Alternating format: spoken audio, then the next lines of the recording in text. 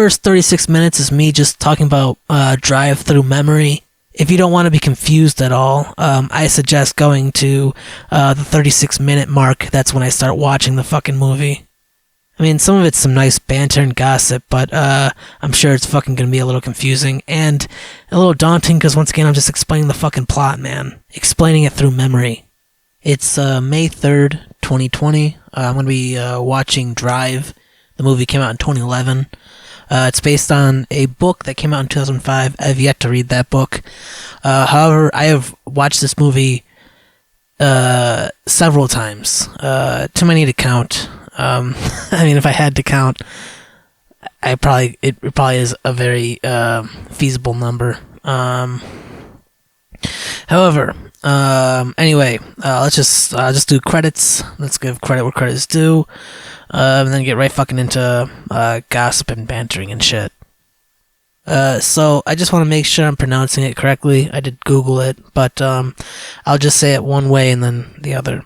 But it's directed by Nicholas Winding Refn, though apparently it's, I guess, like if you just type in, anyway, pronounce Refn, it's Nicholas Winding Refn. I guess it's just, anyway, whether it's Nicholas Winding Refn, or it's Nicholas Winding Refn.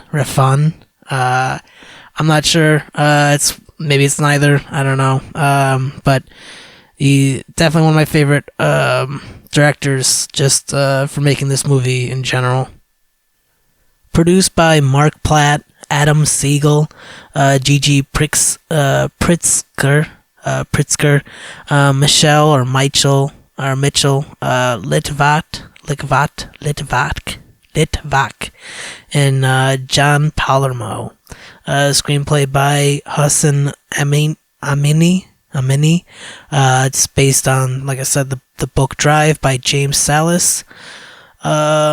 Music is by Cliff Martinez. Cinematography is Newton Thomas Siegel, and it was edited by Matthew Newman. The driver is played by Ryan Gosling. Irene is played by Carey Mulligan. Shannon is played by Bryan Cranston. Bernie Rose is played by Albert Brooks. Standard Gabriel is Oscar Isaac. Blanche is Christina Hendricks. Nino is Ron Perlman. Benicio is Caden Laos. And Cook is James Biberi.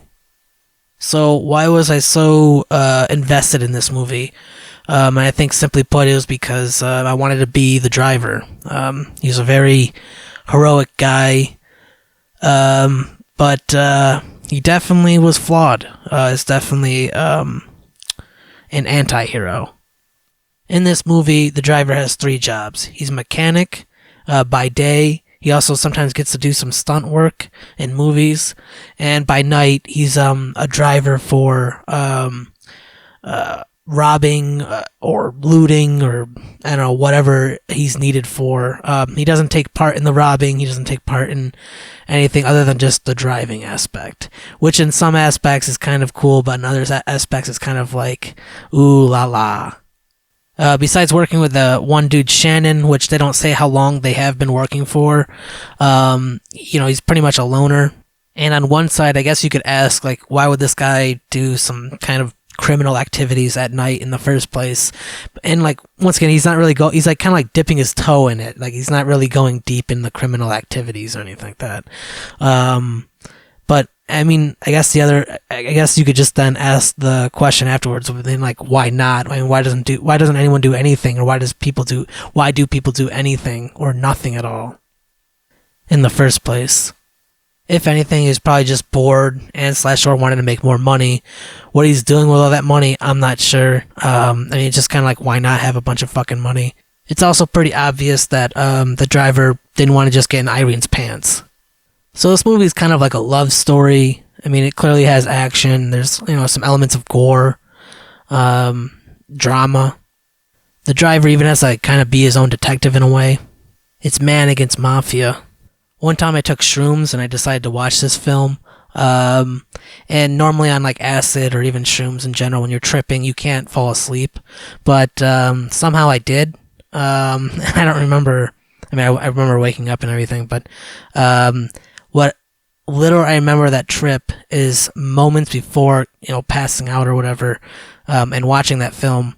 I mean, I mean, it was literally playing and I probably passed out, but I remember at the very beginning, I was literally like, picking out like why everything was happening, like the very beginning scene, for example. Like I haven't even started the movie yet, by the way, but I mean, I probably could just, as I'm, watching, I probably talk about it, but the very opening scene is, kind of this pan from, the character, the driver, telling his plan on the phone call, and it pans from him in the same room, and it goes past the TV that is playing a basketball game, which is where they're gonna end up if the plan succeeds, and it just then gets to the bed and door, and driver walks by, and he tosses the fucking phone on the bed, grabs his shit, and gets the fuck out of there. In that scene, it's already telling you past, present, and future. Past as in what this guy's already been doing, and since his before this movie even fucking started, in I guess the time frame or wherever the fuck date or night it is at that time.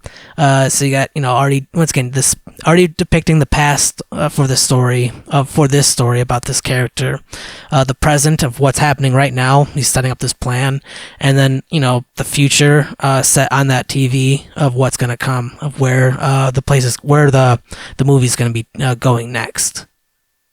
I'm literally just gonna try to, from memory, do the entire fucking plot.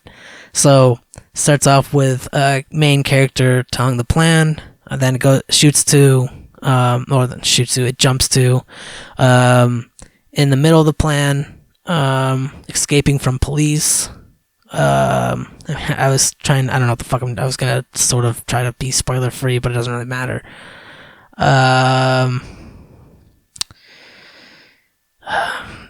Goes into a grocery store. You could tell that he's a fucking loner. Once again, doesn't really, kind of keeps to himself, very quiet. Sees the one other main character, Irene, with her kid in the grocery store. I mean, I think they had there was a little montage before, going like it's Drive. There's credits and whatnot. The music, by the way, is brilliant. Anyway, in the grocery store, he's leaving the store, and as he's putting his stuff away, I think he notices that her car is not starting. I don't know if he takes them home, or takes them back to the apartment, because I guess they live in the same place. I can't remember if that happens immediately or if it happens a little bit before. I believe, and then once again, I don't remember if it was before or after the second encounter. So I mean, the first encounter is the car breaks down. The first encounter is when he's walking. I mean, and this is the montage before going into that grocery store. I think this happened like that night or whatever, the day of or whatever. He's, I think, leaving or going back to his place or whatever the fuck, and she's leaving the elevator or whatever. So that's the first time they see each other, but like, it's just like this brief encounter, not even, they're just kind of passing by. Second encounter is then at the grocery store, and I believe he gets her car towed to the one place where he works, I believe, or coincidentally, she goes to the place, because it's probably it's probably a small town. Well, I don't remember where the fuck I think it might be set in Los Angeles or something like that. I don't remember. But coincidentally, third encounter, he's, doing his mechanic shit. And, Shannon, the one, the owner, the other mechanic, for the shop, I think he gets a hint that they kind of like each other, and he suggests that that he takes her home. He has to get his wheels back on or whatever. And I think that's when they end up going kind of like this this little secluded spot, and this little fucking, I don't know. Once again, it's some movie magic shit. Like, it's kind of like, ooh, look at them. Like, this little fucking little love story. She kind of find out it becomes a love triangle. She, I think, eventually reveals to him that she's got. Oh no, I don't. It's pretty immediate. He drops her off and her son off at her place. They're in her place. And he notices her picture, or a picture of her husband. She tells that he went to prison, and she's already expecting him to like kind of like freak out or like judge her or whatever, but he doesn't. I think they end up, I don't know if they immediately make. I think they make plans that day, I believe, in her place, to hang out later. And then Shannon goes to a mob boss that he's kind of, familiar with, which he's been indebted to a couple of times, and I think he's gotten out of it sometimes. Other times not so lucky. But he's asking the mob boss if he can get some money because he wants to make some more money. Honestly thinking about it, I think Shannon actually might have been a really, really good guy. I mean, once again, I'm not even watching the fucking film. I haven't even. Anyway, I mean, he really was he's a pretty decent guy, but I mean, I think he, he's definitely a little greedy. Not a little greedy. But, because I mean, he wanted to get this car because he saw the potential of this driver. He saw this guy, and once again, and I'm sure there's a reason why they're working together anyway. I'm sure, the driver wouldn't just let anyone, fucking in or whatever. This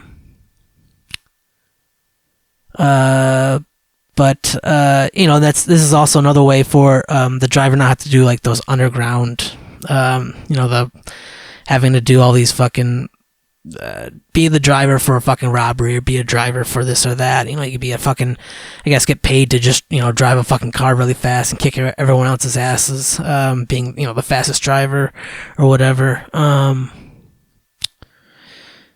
But once when the mob boss and the driver meet, because Shannon can, he was able to, just meet the driver, and you'll see. Once when the two meet, the driver already does not like the mob boss, and the mob boss, I think, already can get that he doesn't like, that he's not being liked, but at the same time, I don't think he cares. I'm sure that the mob boss is seeing just fucking money being made. And he also knows that Shannon, once again, is trying to fucking pull a fast one to make a couple extra bucks, $1,000 or whatever. Or make it a little easier on him, in general. I'm sure I'm gonna be like missing something here or there, but and once again, this is memory. I'm not fucking looking at some kind of fucking Wikipedia plot or whatever summary. I've just fucking watched something. I mean, sometimes you just fucking see something one time, you could fucking be pretty good at that shit. But once again, I could be missing some things. But within that time frame, after meeting the mob boss, it's revealed. I mean, Irene finds out eventually. I mean, I think there's babysitting and shit like that. But Irene finds out that her husband, Standard, is going to be coming back. He's going to be getting out of jail or prison or whatever. Which kind of sucks because they definitely. It's kind of just like also that kind of telling another story of like like. Who you meet first may not be who you want to, end up with later on or something like that. You make bad decisions or whatever. It's explained once when the guy comes out and has the driver over for dinner or whatever. There's a party and shit right before, and which is very. Anyway, there's a party being thrown for Gabriel, for Standard, because he got out at her place, technically their place. Which driver decides to leave his place because the music's playing or whatever. He just can't think about it or whatever. Or he's got something to do. I'm not sure. I can't remember. He definitely was working on something. but Irene's right outside her door, and it's this apartment complex, and she says sorry about the music or the noise. He says, and he's jokingly saying, I was going to call the cops. Then Standard comes out with some trash, and I think I cannot remember the kid's name right now, but he's out there, and then obviously Standard's got to do his cock and ball kind of dance, like this is my woman kind of thing without saying it. Which the driver's like, I get it. It's kind of, so he's been kind of, he's definitely down, but he accepts reality for what it is.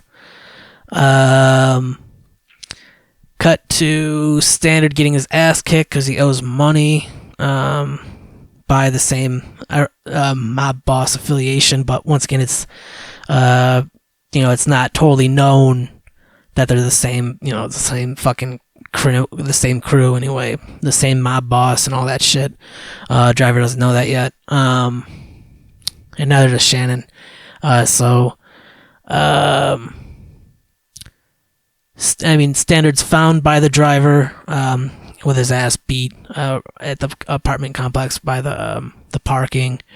He ends up passing by two of the gangsters or mafia men, whatever you want to call them. He helps up Standard, but Standard's kid ends up seeing Standard all beat up and shit. Standard has he ends up deciding to fuck. He eventually kind of tells the driver, after the driver kind of like fucking like forces him to tell him what the fuck's up. And I don't remember if this was before or after, but the kid's got a bullet in his hand. And, the mafia men or the gangster, whatever the fuck, they said they told the kid to hold on to it for them. Which is definitely and obviously some kind of intimidation thing, but the kid doesn't fucking understand, or if he does understand, he's only like, just now processing it. But I mean, it's a very young kid, so Standard tells the driver what's up, explains how he can potentially get out of it. The driver just wants help, basically Irene and the kid. He does not give a shit about, he already knows Standard's a piece of shit. Standard invites the driver over to a dinner or whatever with Irene and the kid, and then the guy kind of tells openly he's also pretty fucked up, and it's funny because even the kid, he's like this could be coincidental, but he wipes his mouth, basically kind of hinting that that Standard's drunk. But Standard's telling the story about how Irene and him met and how finding out that she actually was 17 and not 18 at a fucking party or a club or whatever. So, and you can definitely, you can definitely tell with Irene that she, definitely fucking is not, not looking at him with like a fucking, dewy, doe-eyed or whatever the fuck. She definitely is taking it as like, this was a fucking mistake, but it is what it is. So Standard and the driver meet up with one of the mafia men who explain the plan of what's going to happen. They got to steal money from a rival gang or whatever, which is going to be found at a pawn shop.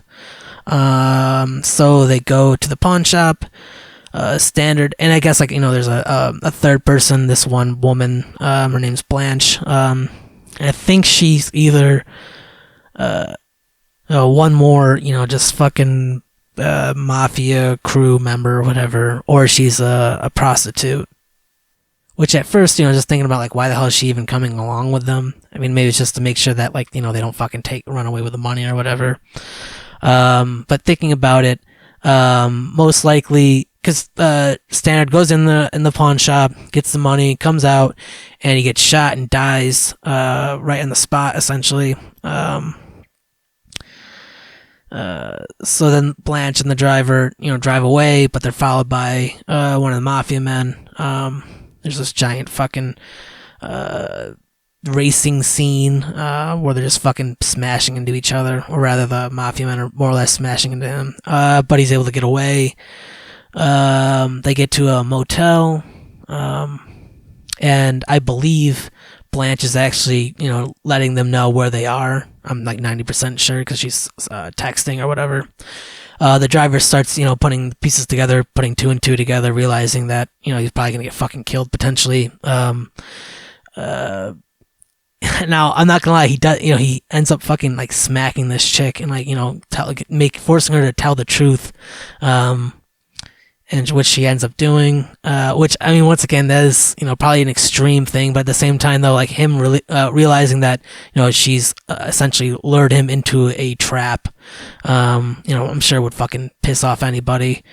And so as they're about to leave, she goes into the bathroom and a shotgun, blast just decimates her fucking head. She's fucking dead. The driver, before that happens, he's realizing everything. He jumps and pushes the fucking mattress in front of the door, but I believe he gets shot by the shotgun dude at an angle. But he's able. I mean, he dude. Honestly, man, it's a pretty fucking awesome ass fucking movie. That scene alone is just, it's fucking badass. And so by that point, I mean, there's just everyone's, there's holy shit. The driver's got the money. He killed the two fucking dudes that were trying to kill him. Blanche is fucking dead. Standard's dead. He goes back to Shannon. The driver goes to Shannon, kind of see what to do next. What the fuck happens next? I swear to fuck, I'm not looking at a plot or anything. I swear, this is just, I mean, I'm sure it's not that fucking impressive, but I don't know, man. I fucking love this movie, man. Actually, I don't think he goes to Shannon just yet, because, he's really fucking pissed off. He wants to find the one guy that, told Standard and him the plan of, the whole, going to the pawn shop and blah, blah, blah, blah, blah. I think he had to find that mafia dude. And I remember how the fuck he finds him. I can't remember, but he ends up going to a strip club or whatever. I don't remember how the fuck, I don't remember. I think there's one more section that I'm missing. Like, I think maybe he does go to Shannon and then Shannon suggests that, or I can't remember. I don't remember how the fuck he gets to there. But he's got the bullet and he's like, do you remember this? And the guy doesn't say anything, so he makes the dude fucking swallow the bullet. And the driver also has a fucking hammer. He hammered the dude's fucking hand a bunch of times while there were a bunch of naked women just chilling. They just walk by and they walk away. They kind of run to the other side of the fucking room, but they're still watching. He asked the one dude to call the dude that he just hammered and threw a fucking bullet down his fucking throat to call up his men or whatever. And the one dude says, like, what do you want? And he's like, I'll give you your money. Just, leave everybody, all of us out of it. I'm out. Leave the one woman out and everything. He's like, yeah, sure, whatever. Man, fuck. Now I'm starting to fucking lose I can't remember everything. Fuck. I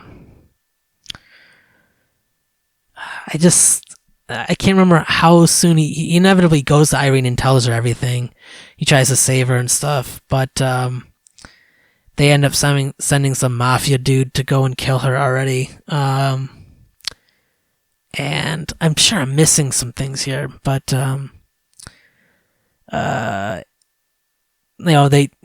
he reveals everything to what happened and how Standard's dead and everything. Oh no, she already found out that he was dead. Because, obviously, she's married to him, and they found his body dead and shit like that. They, police go to her, and I think the driver ends up trying to call them, but the kid picks up saying, like, she can't talk right now. There's a police here and everything. And then eventually he goes over to Irene and tries to talk to her and tell her everything. So, let's, run away and shit. She slaps him, because obviously this is a fucking very crazy, ludicrous idea. Then the one mafia dude comes in. He's goes to the elevator and needs to use it or whatever to go down. The driver realizes immediately that there's something not right, so he goes into the elevator with her. He makes sure to protect her, as far away from the dude. He then kisses her right before the guy grabs his gun. The one mafia man grabs his gun and is about to kill them both or whatever. He's able to subdue him and push him into a corner and get him onto the ground, and keeps fucking healing the dude's face in until there's just nothing left. Because once again, this dude was trying to kill not only him, but also this one woman that he's fallen for. In which, once again, this woman's never seen any kind of violence like that before, though she was married to someone who was doing shit like that probably. And just kind of showing that this guy's a fucking obviously the driver's a little fucking unhinged. He's a little fucking unhinged. And he realizes that he's like, what did I just I fucking just killed someone in front of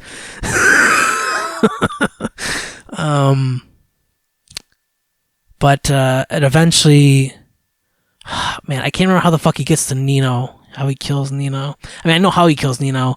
I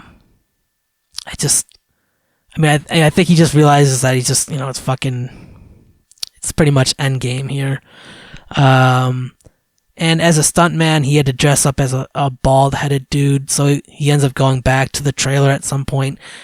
And this is after he's still got blood and shit on him, but everyone probably thinks that it's fake and shit.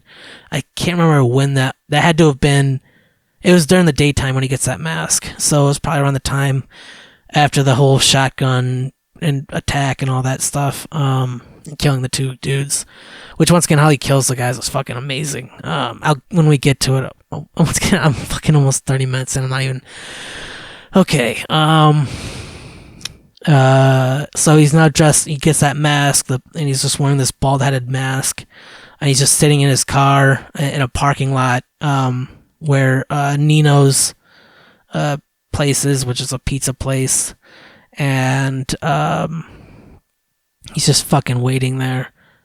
I just can't remember. Once again, I don't remember, because Shannon dies as well. He went in too deep. And he tried to tell the mob boss what happened, and try to get all of it fixed and shit. But basically all Shannon did was just basically reveal who's left in the game and who needs to be taken out, which is basically Irene, the kid, the driver, and now Shannon. And Nino. But, obviously the mob boss has no intention of killing Nino. At one point, Nino explains everything to the mob boss. I can't remember when that happened at some point. I mean, once again, I'm now just jumping. I mean, once again, this just... at least it's hopefully telling you, once again, this is all fucking, memory and shit, and not plot. But it really pissed off the mob boss. Ended up getting someone killed or whatever. So then he ends up killing the one mob, the gangster, the crew member or whatever that, got his fucking hand hammered in by the driver, as well as ate a bullet. The mob boss keeps stabbing him in the fucking head, in the throat, with head and throat with a knife. He's like, well, now you gotta clean up your mess, he tells to Nino. So anyway, cut back to and I'm totally fucking out of the anyway, I'm not fucking it's not sequential right now. He's sitting in his car with the mask on, the bald mask on, and he's just waiting for Nino to leave his party. And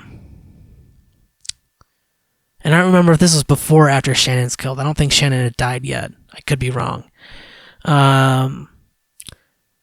But Nino leaves his party, finally, because it's over. He's got a driver.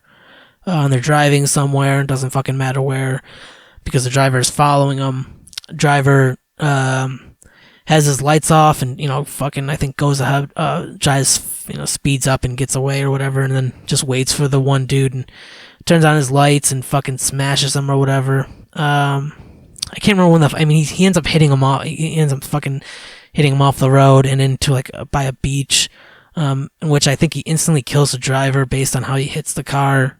Nino's driver specifically. Nino gets out of his car that's flipped, and he sees a silhouette. I don't think he actually sees. I don't think he can really tell who the fuck it is. You could probably guess. But he starts running into the water, and the driver chases him, and then starts fucking presumably drowning him into the in the water. They don't really show it; they kind of fade away. This is either before or after Nino dies. I can't remember. But the mob boss goes to Shannon's place, and Shannon's getting his shit together. He's about to fucking book it and run away because he knows that he's gonna get killed. But he gets caught by the mob boss, and he kind of plays it he's playing stupid like always. Mob boss asks him where the money is, and asks where the driver is. Shannon lies to him, says he's probably fucking ran away or whatever, and mob boss ends up asking for a handshake or whatever, which Shannon stupidly, naively shakes his hand, and the mob boss slits his fucking his entire arm, not even his fucking wrist. He's fucking vertically or whatever, not horizontally, making it so he's gonna bleed the fuck out. So then at some point the driver comes back to Shannon's car shop. And once again I totally fucking fuck. Shannon told fucking the driver about that he told the mob boss. This is before, obviously, all that happened, in which the driver's like, why the fuck would you do that? Now you're fucking a wanted man. We all gotta run away now. That's why Shannon was getting his shit together and getting the fuck out of there, and ends up getting killed. Then the driver finds his dead body. And which is funny as fuck. The only the kind of gallows humor part of it is all the money was literally in the car, the trunk of a car that Shannon was literally standing by, and so the mob boss could have hypothetically got it right there and just fucking could have left, or at least had the power over the driver, in which he never even had to even see the driver. But I don't remember who calls who, either the mob boss or the driver calls, and they have a conversation in a setting and a place of where to meet up and whatnot, explaining the situation. My boss is lying, saying that he's going to let everyone go and everything, just return the money. Driver calls up Irene, but she doesn't pick up, so he leaves a voice message explaining how he feels about her, and explains you'll probably never see him again. Not probably, you're never going to see him again. The driver goes to the mob boss at this Chinese restaurant called the Great Wall. Kind of have a little fucking talk or whatever, explaining everything. And then the mob boss, you're always gonna have to look over your shoulder and shit. You're never gonna be able to settle down and whatnot. And the driver's like, if you say so or whatever. But, he's silent. He doesn't it's just basically his fucking, the feelings, you can tell. The my boss is like, well, do you want to go get that money now? Let's fucking get this over with. The driver's like, yeah, sure. And so as the driver's opening the trunk, the dude stabs the driver. But the driver was ready for it, and he's got a knife, and he stabs the mob boss, but he ends up, I think, stabbing him in the throat or something like that, or somewhere, a lot more vital. Mob boss goes down, driver gets in his car, and they kind of pose this, camera angle and camera shot to seem like maybe the driver died in his seat, but he did not die. It was clearly probably something fucking pretty not nice. It was not a nice fucking wound. It wasn't an easy wound. He's definitely bleeding. But it ends with him fucking driving away. Irene goes to the driver's door in the apartment complex to see if he's still there, but he's fucking not, and so she's left alone. And I mean, I guess so is the driver. And it sucks because it's almost like that Romeo and Juliet kind of thing, like it was like never meant to be. Because I mean, technically, based on that, that scene alone, clearly the driver had feelings for her and expressed his feelings for her. Understood that she did not want. It seemed like that she didn't want that, but in actuality, she came to finally, saying, why the fuck not? I was involved with this one fucking asshole. Who knows what the fuck he was doing? At least this person was trying to fucking keep me away from all of that. I mean, theoretically, it's not totally Romeo and Juliet because neither of them died. I mean, it's pretty much kind of like the opposite of that, but it's the same thing in the sense of, once again, they were not allowed to be together. Even though they, it seemed like they were kind of like that star-crossed lover kind of thing. Like, they fucking fell for each other and all that. True fucking love. The kind of shit that you pretty much only see in movies and television. With that all being said, I think it's best to just finally get into the fucking movie.